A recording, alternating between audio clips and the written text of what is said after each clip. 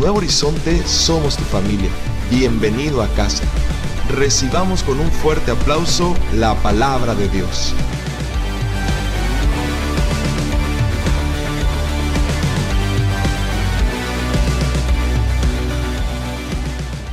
Y Josué estableció ahí un lazo con Moisés, un lazo muy fuerte.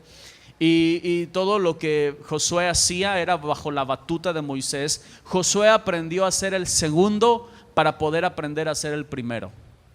Una vez más, Josué aprendió a ser el segundo para poder ¿qué?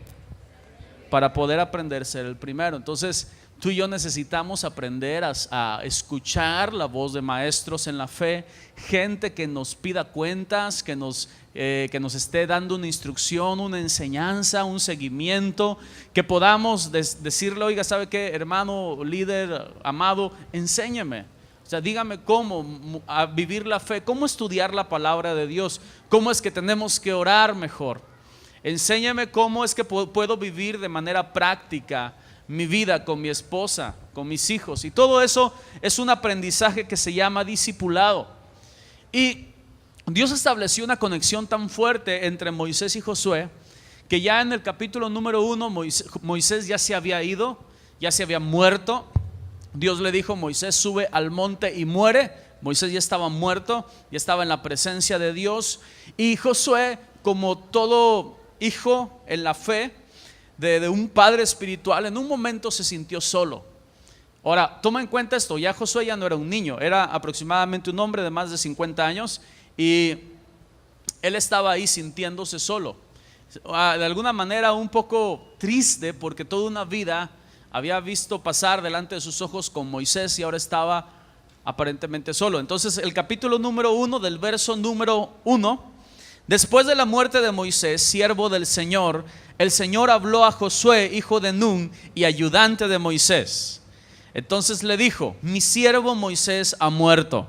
O sea, se cierra una etapa, Josué, de tu vida, y en el cual es tiempo de que avances, es tiempo de que corras, de que avances al propósito que tengo para ti. Y dice entonces: por lo tanto, ha llegado el momento de que guíes a este pueblo. Y eso ya me habla de una madurez espiritual, una madurez emocional de Josué. Eso me habla de que Dios consideró que ya Moisés era un estorbo para que Josué fuera desarrollándose. Los tiempos de Moisés en la tierra terminaron. Josué, te toca, así que vámonos. Dios tuvo que llevarse a Moisés para que el pueblo de Israel siguiera su camino. Y así Dios hace muchas veces, ¿no? O sea, nos orilla o nos obliga a como que a volar el asunto. Y eso pasa, también lo hemos visto cuando hay alguien que viene a la iglesia y se convierte a Cristo Jesús y comienzan un discipulado con un líder y entonces pues el líder se lo lleva a evangelizar, se lo lleva a visitar, se lo lleva a ministrar, pero de repente el líder le habla y le dice: ¿sabes qué? Yo no voy a poder acompañarte en esta situación, así que voy a pedir que vayas y ministres a tal familia. Y se pone a temblar, ¿verdad?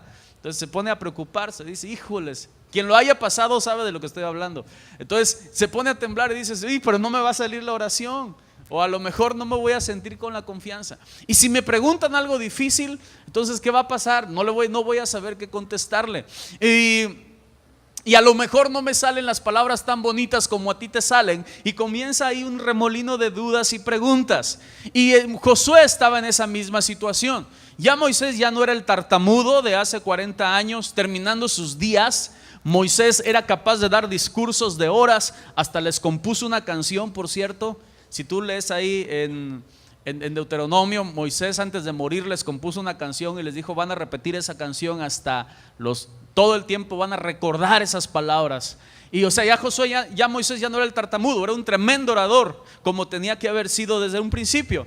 Pero ahora Josué está viendo la necesidad de tratar él ya los asuntos con Israel, pararse en asambleas de más de 1 millón de personas y comenzar a hablarles de parte de Dios. Y para eso, ya en el verso número 2, yo veo que ya Josué está entrenado en escuchar a Dios. Y esa es una de las primeras características. Josué fue un hombre conquistador, pero antes de eso era un discípulo. Y en el discipulado aprendió a escuchar a Dios. ¿Qué tenemos que aprender? A escuchar a Dios. Ahora yo quiero preguntar aquí: ¿qué tanto escuchas a Dios? ¿Qué tan fuerte está hablando Dios a tu vida? Si yo me atreviera a preguntarte, ¿qué fue lo que Dios habló contigo la semana pasada? Porque hoy es domingo, primer día de la semana. ¿Qué habló contigo Dios la semana pasada? Bueno, las hermanas que fueron al retiro tienen mucha palabra de Dios, pero los demás, o sea, ¿qué pasó? ¿Qué fue lo que Dios te ministró en estos días? ¿Qué habló a tu corazón y tú supiste que fue Dios? ¿Lo entendiste claramente? ¿Escuchaste su voz hablando a tu corazón, o aún en voz audible, o en sueños, en visiones, en revelación? Y tú te levantaste y tú dijiste, tengo una instrucción de parte de Dios. Josué, él dependía. Porque para ser hombres y mujeres conquistadoras, como Dios quiera, debemos de aprender a escuchar la voz del Señor. Debemos de aprender a sentir su corazón, de discernir su voluntad. Porque una cosa es como los animalitos. O sea, hablo de discernir su voluntad porque hace rato que me venía, los dos chihuahuas que tenemos en la casa, abrí la puerta tantito y se salieron. Entonces estaban ahí como que parados en la puerta y les dije, métanse, y los dos salieron disparados hacia afuera. Entonces, o sea, escuchar su voz, pero discernir su voluntad. Vaya, se entiende, ¿no? Entonces, muchas veces estamos como Jonás, ve a Nínive y jalamos para otro lado. Entonces, no es así. Josué sabía discernir la voluntad de Dios a través del entrenamiento de escuchar y estar en la presencia de Dios y escuchar el corazón de Dios. O sea, un hombre y una mujer conquistadora tiene que saber escuchar a Dios. Pero dice aquí entonces en el verso número 3, te prometí a ti lo mismo que le prometí a Moisés. Donde quiera que pongan los pies los israelitas, estarán pisando la tierra que les he dado. Y el versículo número 5 lo dice así: nadie podrá hacerte frente mientras vivas, porque yo estaré contigo como estuve con Moisés, y no te fallaré ni te abandonaré. Nunca te abandonaré, nunca te dejaré, siempre estaré contigo. Y Dios estaba ahí reafirmándole a Josué la historia o lo que Josué necesitaba escuchar en ese momento. A ver, Dios, mira, Moisés fue un hombre tremendo, pero vas a estar conmigo igual. Realmente cuento con tu apoyo, porque yo vi a Moisés hacer cosas tremendas y yo tengo la duda si yo puedo calificar para alcanzar ese nivel de fe. Y estaba él con sus dudas y con sus temores, y tal vez alguno pudiera pensar en un momento, la semana pasada orábamos fuertemente a Dios porque decíamos que tu hoja de vida no te descalifique y no te descalifica para ser usado por Dios. Y Josué estaba preguntando, ¿vas a estar conmigo como estuviste con Moisés? ¿Vas a hacer los milagros tan poderosos como hiciste con tu siervo Moisés? ¿Me vas a acompañar? Y si me equivoco, Dios, porque me puedo equivocar. Ahora, ¿cuántos saben de aquí que nos vamos a equivocar? A ver, levante la mano todos los que se van a equivocar algún día. Todos nos vamos a equivocar. Y entonces, ¿y va a estar Dios contigo? ¿Va a estar Dios levantándote, respaldándote, restaurándote? ¿Tienes esa certeza o tienes dudas de que Dios lo va a hacer? Mira, hermano, yo ayer me estaba acordando, hace aproximadamente 20 años, cuando yo tuve un fracaso espiritual muy fuerte, muy horroroso. Y alguien dice, un pastor decía, es más fácil hablar de los fracasos de 20 años que los fracasos recientes. Pero también tengo fracasos recientes. Pero hace 20 años fue un tiempo de quebrantamiento muy fuerte en mi vida, y yo entendí que solamente la gracia de Dios y su presencia perdonando puede traer la verdadera paz al corazón. Yo puedo entender que lo único que puede satisfacer el alma del corazón quebrantado, necesitado y pecador es la presencia de Jesucristo. No hay otra cosa. Josué estaba ahí con esas dudas. Por cierto, Josué se encontró con Jesús. ¿Tú sabías que Jesús se apareció varias veces en el Antiguo Testamento como el ángel de Jehová? Él era una teofanía, una aparición física de Dios para mostrarse al pueblo. Y entonces en ese tiempo Josué vio a Jesús también. Así, ¿te acuerdas también los amigos de Daniel? Sadrach, Mesach y Abednego. Ellos también en el horno de fuego vieron, Nabucodonosor vio el cuarto hombre, dice, y es como el hijo de los dioses. Era Jesucristo acompañando a esos hombres. Y a Abraham se le apareció Jesús también, y a este hombre Josué también se le apareció Jesús. Por cierto, Josué también es un es la palabra Jesús en hebreo, precisamente Jehová salva, es lo mismo, es la misma palabra Jesús.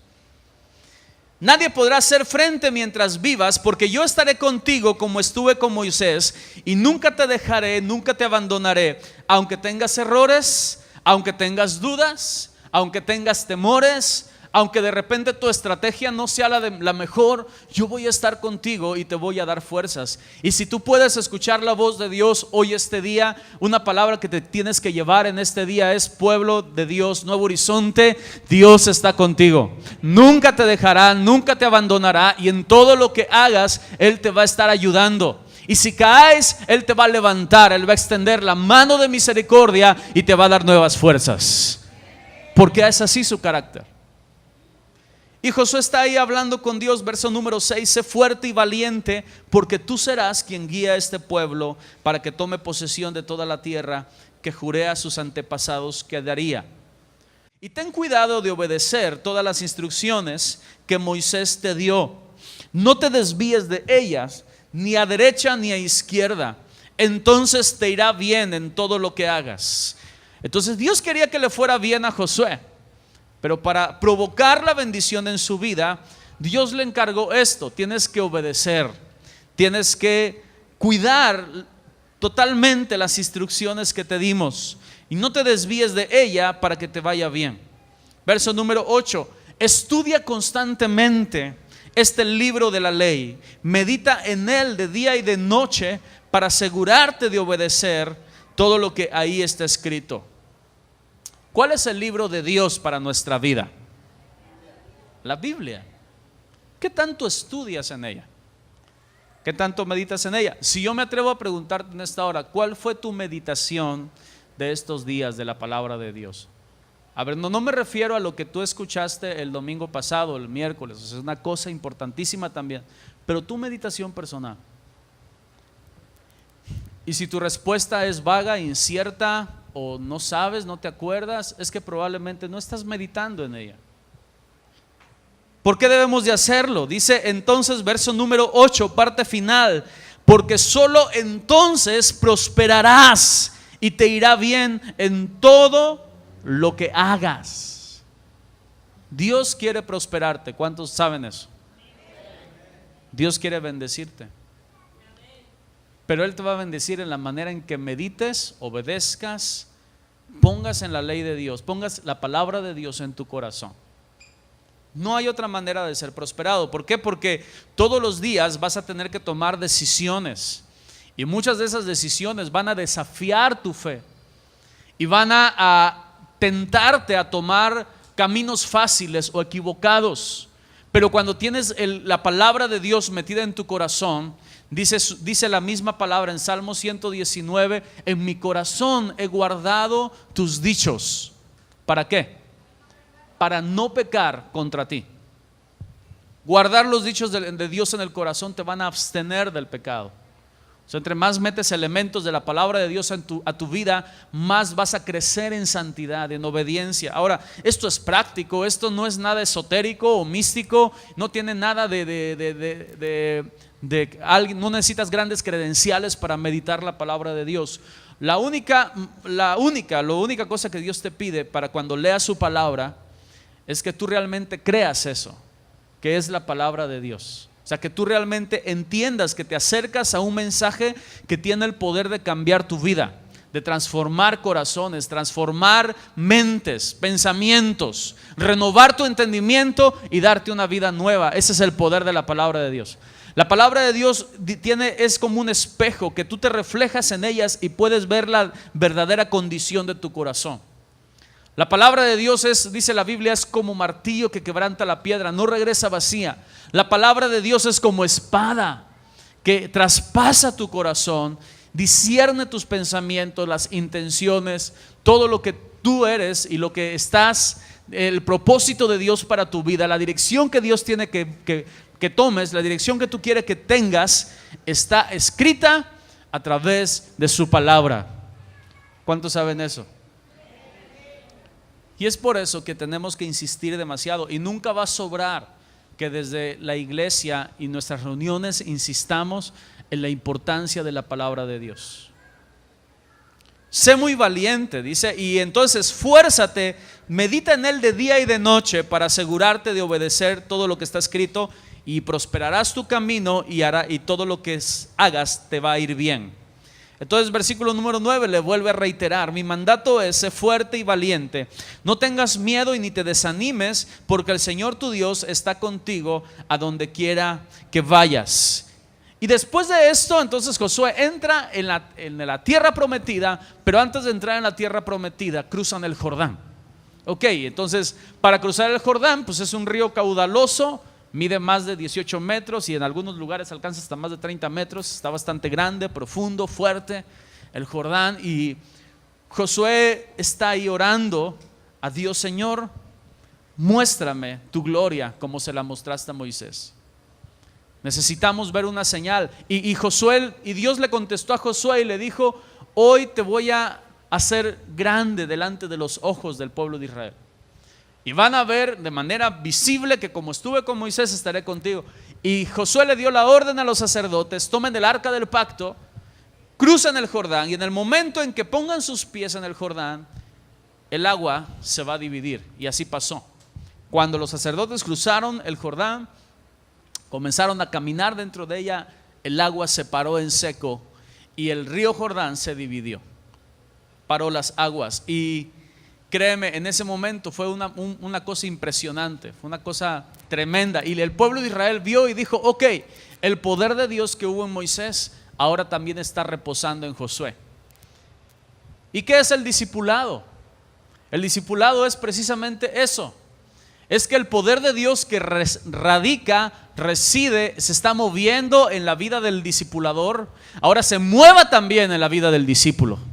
¿Qué es el discipulado? Sino que la transmisión, la enseñanza, la reproducción del carácter de Jesucristo.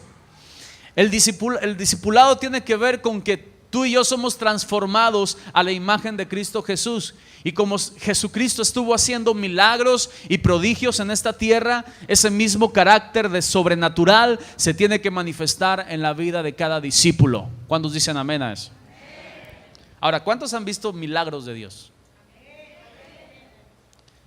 Yo en lo personal vi milagros de Dios a través de la vida de mi padre. Y ahora yo aspiro y yo anhelo que cuando mis tiempos en la tierra terminen, alguien pueda decir: yo vi del pastor Primitivo milagros y señales de parte de Dios. Y que ellos puedan ver la gloria de Dios. Y que cada discipulador y que cada discípulo pueda decir: vimos la gloria de Dios y aprendimos a tener el carácter de Jesucristo. Está Josué ahí entrando entonces en la tierra prometida. Josué entonces era un hombre, a ver, recapitulando un poco hasta aquí, Josué era un discípulo fiel, Josué era un conquistador, Josué era un hombre que escuchaba a Dios, Josué era un hombre que se dispuso a obedecer la palabra de Dios y meditar en ella, porque quería ver prosperado su camino, quería ver prosperada su senda. Josué era un hombre que a través de la fe reproducida por Moisés, él vio la mano de Dios con milagros y señales sobrenaturales. Y aquí vamos avanzando y vamos llegando a un momento que yo creo que marca mucho la vida de Josué. Josué llega a un lugar que se llama Jericó. ¿Cuántos han escuchado de Jericó, verdad? Y las murallas y todo eso. Entonces Josué está ahí, está con la promesa de Dios de que van a entrar en la tierra prometida. Pero resulta que en la tierra prometida, como ellos se dieron cuenta más de 40 años atrás, en la tierra prometida es preciosa, pero hay gigantes.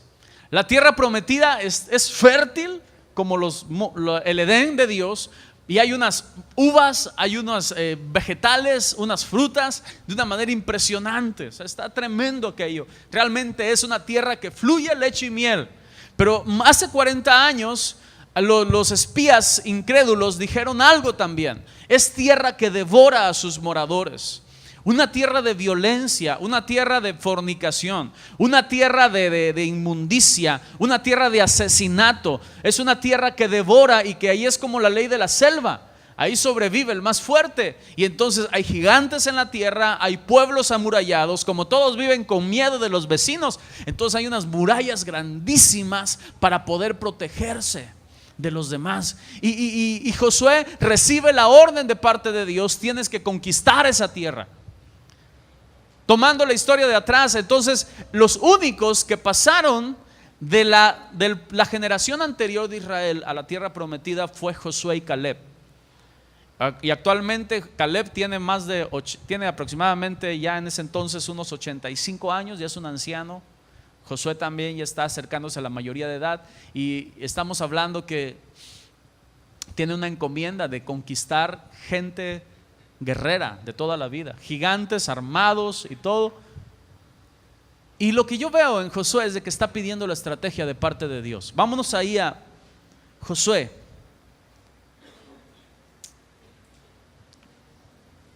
En el capítulo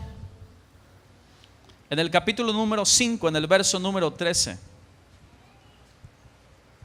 Jericó fue de las primeras ciudades, la primera ciudad que conquistaron después de que cruzaron el Jordán. Y dice el verso número 13 de Josué capítulo 5: cuando Josué estaba cerca de la ciudad de Jericó, miró hacia arriba y vio a un hombre parado frente a él con una espada en la mano. Josué se le acercó y le preguntó: ¿eres amigo o enemigo? Porque en este tiempo no se sabe. Ninguno de los dos contestó. Estoy encima de tus amigos o enemigos terrenales. Soy el comandante del ejército del Señor. Josué cayó rostro en tierra ante él con reverencia. Mira, a ningún ángel aceptó jamás que se le diera reverencia. ¿Cómo dice la Reina Valera dice: no más, sino como príncipe del ejército de Jehová he venido ahora. Entonces Josué se postró sobre su rostro en tierra y ¿qué? Le adoró. Y le dijo, ¿qué dice? Entonces, ¿con quién se está encontrando Josué realmente? Se está encontrando con Jesús. Ningún ángel jamás aceptó reverencia.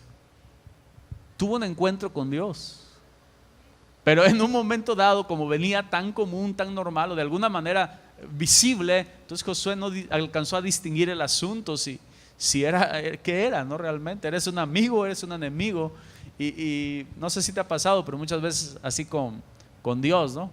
¿Eres tú, Señor, abriéndome puertas o cerrándomelas? ¿O es el diablo? ¿O cuál es tu voluntad? Y estamos ahí preguntándonos, ¿no? Soy el comandante del ejército del Señor, estoy a tus órdenes, dijo Josué. ¿Qué quieres que haga tu siervo? Y el comandante del ejército del Señor contestó, verso número 15: quítate las sandalias, porque el lugar que estás parado es santo. Y Josué hizo lo que se le indicó. ¿Cuántos de aquí son conquistadores? Toda conquista que viene de parte de Dios está basado en la comprensión y en la presencia de la santidad de Dios. O sea, nosotros vivimos, nos movemos y somos porque un Dios santo habita en medio de su pueblo. Y en un momento Dios le está diciendo a Josué: descúbrete, que no haya ningún impedimento entre tú y yo, estás en un lugar santo. Así como tú y yo venimos en este lugar y la presencia de Dios está aquí moviéndose poderosamente, y es un lugar santo. Hemos invocado su presencia, Él está aquí en este lugar, tocando tu corazón, llamándote a que vengas a un encuentro con Él, a escuchar su voz, llamándote a que puedas disfrutarlo también a Él. Porque yo veo a Josué que la reacción que él tiene cuando se da cuenta con quién está hablando es hincarse, postrarse rostro a tierra y adorar. ¿Y qué haces tú cuando te encuentras con Dios y cuando sabes que su santidad está en este lugar? Nos distraemos, nos descuidamos, o como hizo Josué, era un entendido. Josué era un conquistador entendido, se postró rostro a tierra y adoró. Ahora bien, capítulo 6, verso número 1: las puertas de Jericó estaban bien cerradas porque la gente tenía miedo de Israel. A nadie se le permitía entrar y salir, pero el Señor le dijo a Josué: te he entregado, una vez más Josué escuchando la voz de Dios, te he entregado Jericó a su rey y a todos sus guerreros fuertes. Tú y los hombres de guerra marcharán alrededor de la ciudad una vez al día durante 6 días. 7 sacerdotes caminarán delante del arca, y cada uno llevará un cuerno de carnero. El 7º día marcharán alrededor de la ciudad 7 veces mientras los sacerdotes tocan los cuernos. Cuando oigas a los sacerdotes dar un toque prolongado con los cuernos de carnero, haz que todo el pueblo grite lo más fuerte que pueda. Entonces los muros de la ciudad se derrumbarán y el pueblo irá directo a atacar la ciudad. Entonces dice aquí, Josué reunió a los sacerdotes y les dijo: toman el arca del pacto, asignen 7 sacerdotes para que caminen delante de ella, marchen alrededor de la ciudad, le dijo al pueblo, los hombres armados irán al frente delante del arca del Señor. Y después de que Josué habló al pueblo, los 7 sacerdotes comenzaron a marchar en la presencia del Señor, sonando los cuernos mientras marchaban, y el arca del pacto del Señor los seguía. Entonces, verso número 10 dice: no griten, ni siquiera hablen, ordenó Josué, que no salga ni una palabra de ninguno de ustedes hasta que yo les diga que griten, entonces griten. Verso número 11, ese día llevaron el arca del Señor alrededor de la ciudad solo una vez, y luego todos regresaron para pasar la noche en el campamento. Fíjate nada más, estaban haciendo un ritual aparentemente, ahí dando vueltas. Jericó ya sabía que lo querían conquistar, porque dice el verso al inicio que estaba cerrada, pero bien cerrada. O sea, ahí ya no había comercio, ellos estaban a la expectativa de que los iban a atacar. La ciudad estaba paralizada, bien guarnecida, protegida y tal vez hasta confiada en sus grandes murallas. Pero el corazón de aquellos que sabían de guerra estaban temblando, porque habían escuchado las maravillas de Dios. Ellos habían escuchado cómo el pueblo de Israel fue sacado de Egipto con poder, y tenían miedo. Y Dios le da la estrategia a este hombre: vayan los guerreros al frente, lleven el arca de Dios, porque ser guerrero y conquistador no implica que no eres un hombre sensible a la voz de Dios o una mujer sensible a la voz de Dios. Ok, Elías era un hombre conquistador, era un hombre tremendamente violento en el reino de los cielos, pero también era un hombre tremendamente sensible a la presencia de Dios. Porque eso no excluye una cosa de otra. Tú puedes ser lo que tengas que ser en esta tierra, puedes tener tu carrera, tu profesión, ser un estudiante y ser un ama de casa, ser un padre de familia, y no por eso tienes que dejar de ser sensible a la presencia de Dios. Yo recuerdo uno de los ejemplos tremendos de esto es David. ¿Te acuerdas de David? David era un guerrero que mataba gigantes, y era un guerrero que mataba miles, era un conquistador, mató a 1000 y David a sus 10,000, Saúl a 1000 y David a los 10,000, ¿no? Y entonces, pero cuando se trataba de meterse en la presencia de Dios, ¿qué caracterizaba a David? O sea, David se ponía loco. No lo puedo resumir con otra palabra. David se volvía loco, o sea, no le importaba. La dignidad salía volando por algún lado, ¿no? Entonces, y David se desbarataba por adorar a Dios y exaltar a Dios y glorificarle, porque ser conquistador no te inmuniza a que seas sensible a su voz. ¿Cuántos quieren ser hombres y mujeres de conquista, de reino, de avance? ¿Cuántos quieren ser hombres y mujeres jóvenes que van a hacer grandes cosas para el mundo, pero al mismo tiempo sensibles a la voz de Dios? Entonces, verso número 18. Entonces dice, verso 16, perdón, dice: en la séptima vuelta, mientras los sacerdotes dieron el toque prolongado con los cuernos, entonces Josué le ordenó a los israelitas: griten, porque el Señor les ha entregado la ciudad. Me llama la atención esto. Josué les estaba entregando órdenes absurdas. ¿Te das cuenta? A ver, iban a conquistar una ciudad y los puso a dar vueltas. Y tenían que conquistar un pueblo guerrero, habían afilado las espadas y todos, y Josué los puso a tocar cuernos de carnero, trompetitas. Ahí. O sea, no estaba tan lógico, ¿va? Porque muchas veces Dios no actúa de acuerdo a tu razonamiento humano. O sea, muchas veces yo digo, Dios va a actuar así, de esta manera, y seriamente muchas veces me he preguntado: Señor, ¿cómo le vamos a hacer tú y yo para sacar ese asunto? Y como ser humano puedo pensar muchas cosas, pero Dios lo hace de la manera en que Él quiere. Y aunque parezca absurdo el asunto. Oye, Jesús, dicen ahí que tienes que pagar el impuesto del templo. Y dice: ¿qué, Pedro? Órale, ve y sácate un pescado, y el primer pescado que te encuentres le vas a encontrar una moneda en la boca, y tú y paga por el ti y por mí. ¿Era lógico eso? No, ¿verdad? Porque Dios no actúa muchas veces de acuerdo a tu lógica. Sabes, la fe va más allá de la razón, de lo que tú puedes pensar, de lo que tú puedes imaginar. Dios actúa, dice la Biblia, por senderos misteriosos. Y hablando acerca de eso, Él decía, tus pensamientos no son como los míos. O sea, tus pensamientos son aquí, pero mis pensamientos están en lo eterno. Tú ves el panorama aquí nada más y yo ya vi el final. Vi el principio, vi el final y yo te voy a decir cómo lo voy a hacer. Y Josué comenzó a platicar esa estrategia al pueblo. Era media ridícula la estrategia. El pueblo de arriba estaba temblando y al mismo tiempo preguntándose cuándo esos locos van a atacar, cuándo van a sacar el arma principal. Han de tener unas catapultas, unas bombas atómicas. ¿Cómo le van a hacer? Sin embargo, Josué les dijo, toquen una trompeta. Y recuerdo los salmos que dice, y cada golpe de la vara justiciera de Dios, ¿cómo será? Con panderos, dice, con danzas. Y ahí no se refiere a que vamos a andar con panderos de arriba para abajo. Ay, voy a guerrear victoria. Ok, gloria a Dios por los instrumentos de música, teclado, batería y lo que quieras. Pero ahí se refiere de que muchas veces lo que tú puedes menospreciar como ridículo, puedes menospreciar como sin valor, o que no tiene gran estrategia en el asunto, simplemente son cosas que Dios está usando para manifestar tu gloria, manifestar su gloria. Ahora, esto pasa también así. En cierta ocasión Dios le dijo al pueblo de Israel en frente de sus enemigos, estén quietos y vean la salvación de Dios. O sea, la estrategia para ustedes es no hacer nada. Y se quedaron así. ¿Qué? Y Gedeón estaba ahí, vamos a verlo más adelante, pero Gedeón estaba enfrente de madianitas, eran más de 20,000 madianitas, y Dios le dijo nada más, espérame, son muchos los que traes.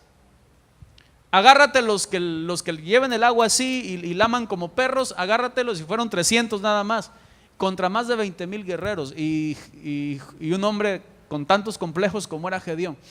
Entonces Dios le dijo, agárrate nada más cántaros, teas y cuernos de carnero, y con eso vas a librar a Israel de las manos de los madianitas. Planes ridículos, ni siquiera espadas. Oye, Señor, aunque sea unas espadas, ¿no? O unas, ¿cómo se llama? Armaduras aquí bien para...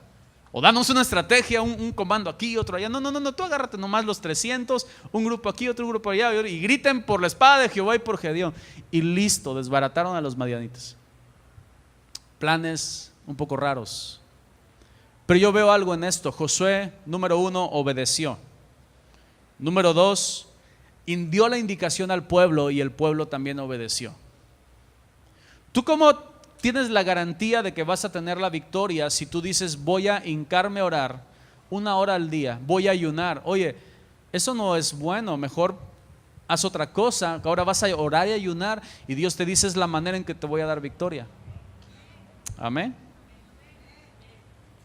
Sabes, yo recuerdo que cuando fue el tsunami de Indonesia, y un misionero nos daba el testimonio que a los cristianos los expulsaron de las comunidades, pero con violencia, o sea, no lo suavecito, con violencia. Y los hermanos dejaron las ciudades y dejaron los pueblos de las orillas de Indonesia, entonces se fueron a las montañas.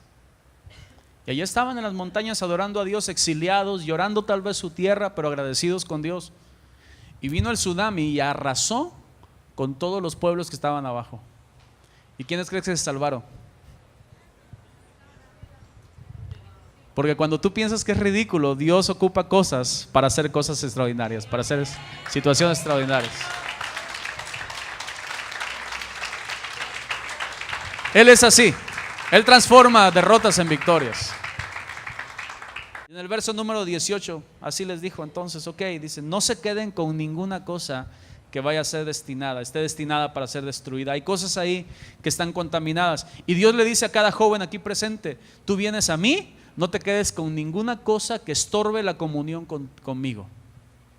No te quedes con ninguna pornografía, no te quedes con ninguna telenovela mujer, no te quedes con ninguna actitud, no te quedes con ninguna raíz de amargura en tu corazón, no te quedes con ninguna avaricia, varones, mujeres. No se queden con ninguna envidia. ¿Qué otra cosa puede haber que puede en un momento llevarte a la destrucción juntamente con eso? No te quedes con ninguna deshonra, no te quedes con ningún orgullo, ¿Por qué? Porque precisamente los pobres en espíritu heredarán la tierra. Los mansos heredarán la tierra, los pobres en espíritu, de ellos es el reino de los cielos. No te quedes con nada que impida la comunión con nuestro Padre Celestial. Y dice aquí el versículo, entonces, dice, griten porque el Señor les ha entregado a la ciudad. Dice, porque eso traería desgracia. Dice, si tratan eso y lo agarran en su corazón, ustedes mismos serán destruidos y traerán desgracia al campamento de Israel, porque el pecado es como una bomba. Entonces cuando alguien tira una bomba, se destruye el objetivo, pero todo lo alrededor también es dañado. Las personas alrededor son muertas. Es así, hay un problema con el pecado. El pecado siempre acarrea consecuencias. Entonces el verso número 20, cuando el pueblo oyó el sonido de los cuernos de carnero, gritó con todas sus fuerzas, y de repente los muros de Jericó se derrumbaron y los israelitas fueron directo al ataque de la ciudad y la tomaron, la conquistaron. Había algo ahí. Comenzaron entonces en esa séptima vuelta y comenzó el sonido de los cuernos de carnero, de las trompetas, y entonces el pueblo comenzó a gritar alabanza. Ellos comenzaron a exaltar el nombre de Dios y las murallas cayeron. ¿Qué hacía Pablo y Silas en la cárcel cuando fueron liberados?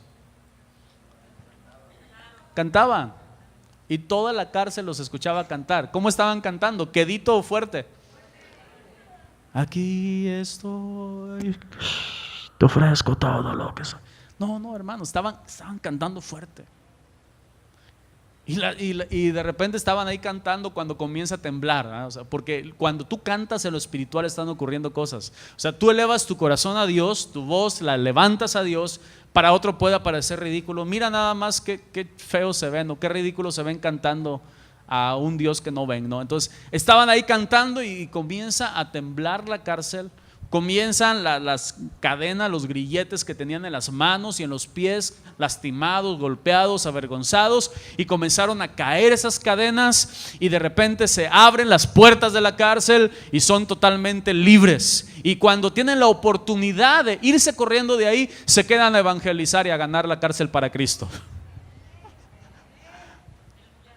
¿Te das cuenta? O sea, ¿cómo es Dios? Entonces Dios está ahí tratando con el pueblo y está diciéndole, grita, levanta alabanza, levanta adoración, exaltación. Y ellos comienzan a gritar el mejor grito que tenían: ¡ah, Dios es grande! Y las murallas comienzan ya a resquebrajarse, y esas murallas que eran el orgullo de Jericó se hicieron añicos. Y lo único que quedó de esas murallas fue la casa de Rahab, la prostituta que ayudó al pueblo de Dios a que fueran salvos, a los espías para que fueran salvos. Y eso me habla de muchas cosas también.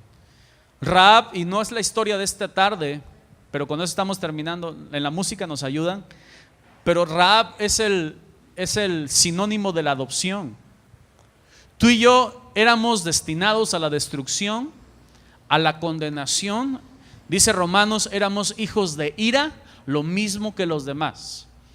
Tú y yo, el destino que merecíamos y que nos ganamos por nuestras acciones y hechos era el infierno. Y eso, cuando alguien no comienza con el comprender necesario de la salvación, entonces menospreciamos lo que Dios ha hecho. Tú y yo éramos dignos, pero de la ira de Dios. Pero Dios, que es rico en misericordia, por su gran amor que nos amó, nos dio vida juntamente con Cristo. Y ahora, como Rahab, somos insertados dentro de la familia de Dios. Y después de que Rahab, el pueblo de Israel conquistó Jericó, Rahab se quedó a vivir con ellos. Dejó la prostitución, dejó el pecado y pasó a ser parte de la familia de Dios. Y lo que es más tremendo, es parte de la genealogía de Cristo. Rahab la ramera. ¿Te imaginas? Eso es la representación de tu vida y de mi vida. Estábamos lejos de Dios, en un lugar de destrucción, pero Dios nos amó tanto y ahora nos hace parte de su herencia. Josué lo vio. Josué se gozó, y cuando el pueblo dice entonces los muros cayeron, entonces dice el versículo 22, Josué le dijo a los espías: cumplan su promesa con la prostituta, vayan a su casa y sáquenla de ahí junto con toda su familia.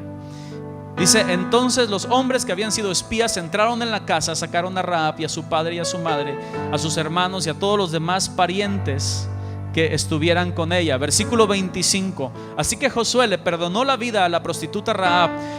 ¿Cuál es el sinónimo de Josué? Jesús. Entonces ponle ahí el nombre de Jesús. Jesús le perdonó la vida a la prostituta. Jesús le perdonó la vida a Primitivo. Jesús le perdonó la vida a Juan, a Gilberto, a Pedro, a todos los que estamos aquí. Y nos hizo parte de su familia. Nos incrustó en la gracia, en el perdón y en la herencia de los santos de Dios. Porque ella escondió a los espías y Rahab vive con los israelitas hasta el día de hoy. Y hasta el día de hoy Jesucristo es descendencia de esa mujer. Es increíble. Vámonos a Josué entonces, capítulo número 23. Josué está falleciendo, ya era muy viejo.